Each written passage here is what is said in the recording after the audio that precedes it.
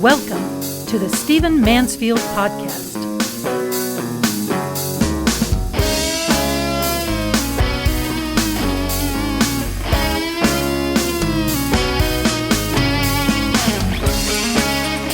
Well, welcome to the Stephen Mansfield Podcast. It's great to have you with me.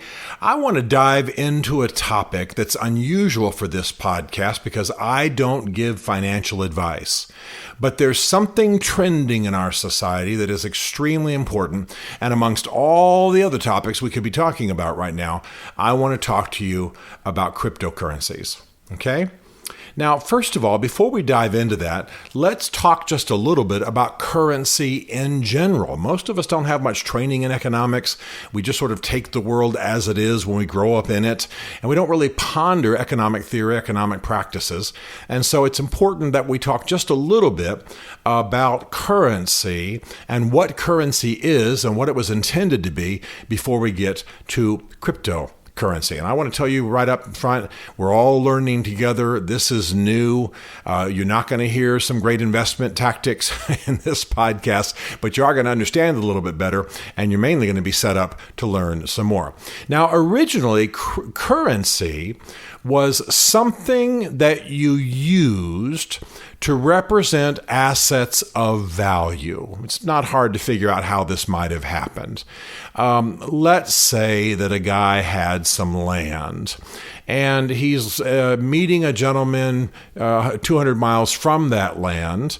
And so he's going to sell this guy the land. And the guy who's going to buy the land has got some gold in a bank in yet another city. Well, the guy buying the land doesn't have to go get a wagon and haul all the gold down to where this land is to buy it. Instead, he gives the guy some specie, some currency. These are words that mean pretty much the same thing. Some currency. He gives them a piece of paper that entitles him, transfers ownership of the gold that's in a bank or in a facility somewhere else in another city. Okay, and that's the basic idea of how currency arose. You didn't have to carry your wealth around with you, so you could hand it to a guy and thus buy his horse or buy his farm or buy his whatever. Instead, you had pieces of paper that represented wealth that was somewhere else, wealth that wasn't mobile. So it used to be that when you gave an American dollar to someone, that dollar represented a certain amount of gold in the Federal Reserve. Okay? That our government had gold backing its money. And so when if you gave me $5 in exchange for so many candy bars, that $5 would represent a certain amount of gold. Now, you didn't hand me gold. In fact, you wouldn't even be able to access that gold if you wanted to. But that $5 bill said that it represented a certain amount of the gold that the U.S. owned, and you were transferring ownership of that gold from you to me in exchange for the candy bars. That's what currency was. Well, what changed, and it was a major change, is that during the Nixon administration, Richard Nixon got us, and you probably have heard this phrase before, got us off the gold standard. So at that point, our money ceased to be backed by gold. No longer were we tied to gold. I won't go into all the arguments pro and con, but the bottom line is our money ceased to be backed by gold. No longer, when you had a $5 bill in your hand, was it backed by a certain amount of gold. Instead, at that point, and I'm being very simplistic for those of you who have a background in economics, and I'm doing it on purpose to make a broader point, instead, our money became fiat money. What is a fiat? A fiat is a declaration. It's a proclamation. He ruled by fiat, or he changed that part of the country or a certain economic practice or a certain legal practice by fiat. It was declared. So we had fiat money, and what backed our money was the fiat of the U.S. government. The U.S. government said that $5 was $5. The U.S. government said that a certain amount of money was a certain amount of money. No longer was it backed by gold. No longer could you have shown up somewhere and redeemed your $5 bill for $5 of gold. Instead, now money had value because the U.S. government backed it and said it was valuable. Okay, now that's a very important transition, and it also leads us directly to cryptocurrency. Okay, so bear in mind, during the Nixon administration, the early 70s, Richard Nixon's administration took U.S. currency off the gold standard. From that moment on, our money was worth what the U.S. government said it was. And that explains a lot of modern economics, by the way. Now, what's happened in the digital age is we have this thing called cryptocurrency, and it is a kind of currency that is a bit like what the federal government did post or has done post Richard Nixon's administration, in that I call it democratic currency. It has value because people agree it has value. If the federal government can say money's worth a certain amount just by fiat, just by declaring it so, then perhaps people in a digital age can do the same thing. Let's have Mansfield currency or XYZ currency, and let's all agree that it's equal to $2 or whatever. I mean, I'm being hyper simplistic. And so suddenly you have these cryptocurrencies, which are currencies that people agree on the value of. Again, that's why I call them democratic currencies. That's just my homespun phrase, because there is no objective standard anywhere. You're not owning a certain amount of a mountain or a coal mine or a certain number of horses. It's just people saying, this is the money I'm going to trade in, I'm going to take payment in, and we're all agreeing it's worth a certain amount. And they usually use dollars for that amount because the dollar is the standard by which we compare all value, right? A house is worth so many dollars. Trade out of Nigeria is worth so many dollars. It's how we speak in the international world.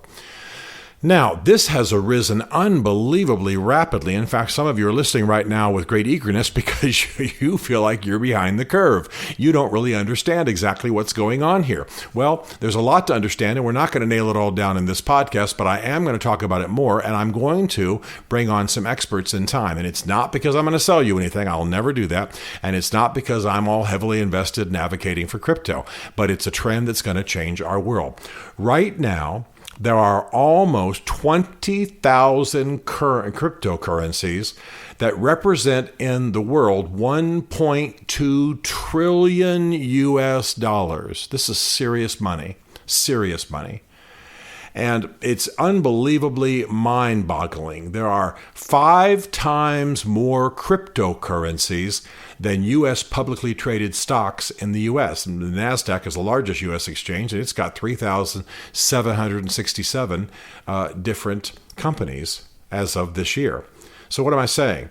5 times more cryptocurrencies than there are publicly traded stocks in America. I mean, this is a serious economic force.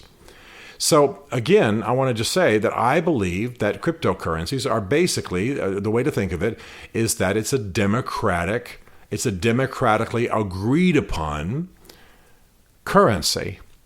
Now, I want to say quickly, because I know I'm speaking and having fun and talking loudly and all that, but I think this is an important trend. But I want to say very carefully and very certainly at this point, I think the best way to approach cryptocurrency for most of us is as an emerging technology. And when technologies are emerging, whether you're talking about space travel or cameras or computers, in the early days, there are missteps, there are mistakes, there are bad inventions, and you're in for a wild ride if you get in too heavily.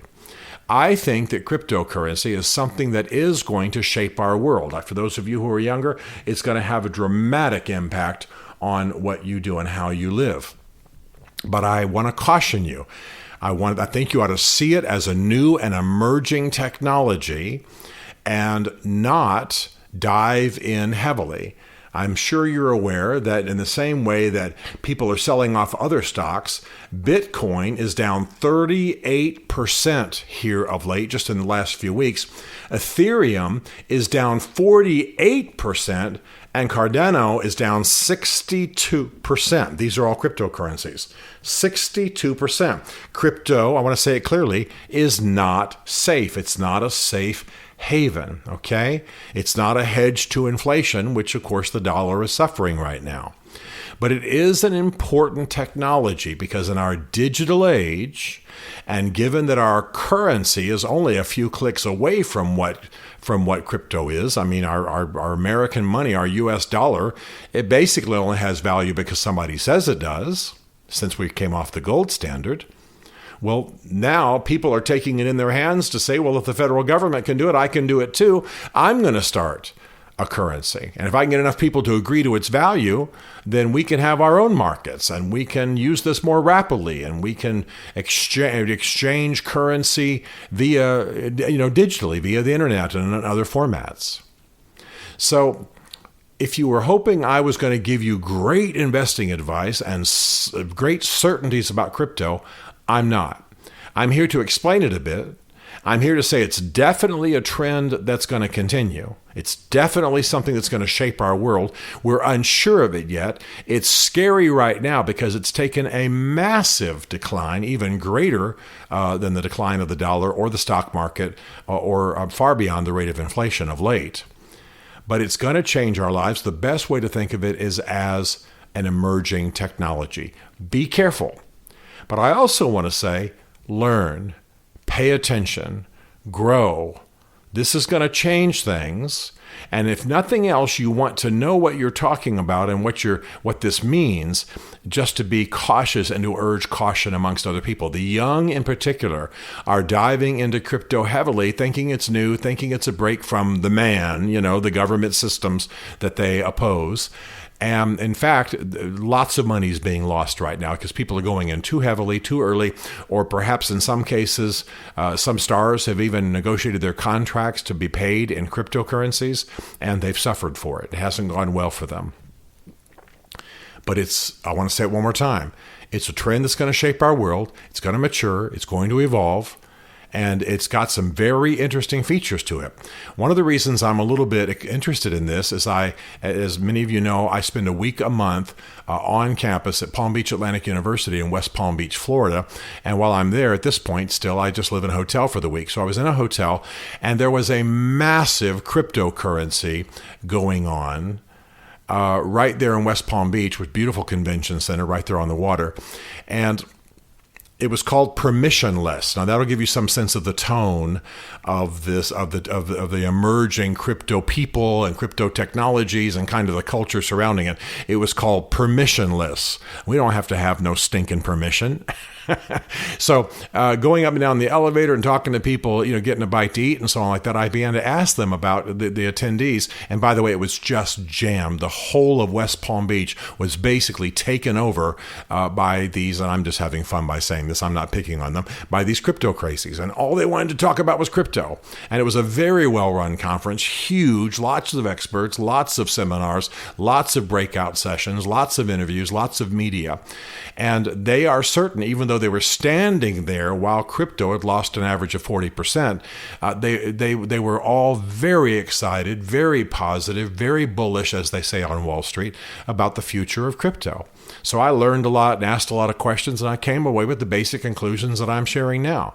It's an emerging technology. It may very well shape our world dramatically. You ought to learn about it and know about it, but invest in it cautiously and don't believe the hype. Most of those who are invested in crypto at a basic man on the street level don't know what they're talking about, don't know the facts. Someone's just talked them into it and assured them that it's the future.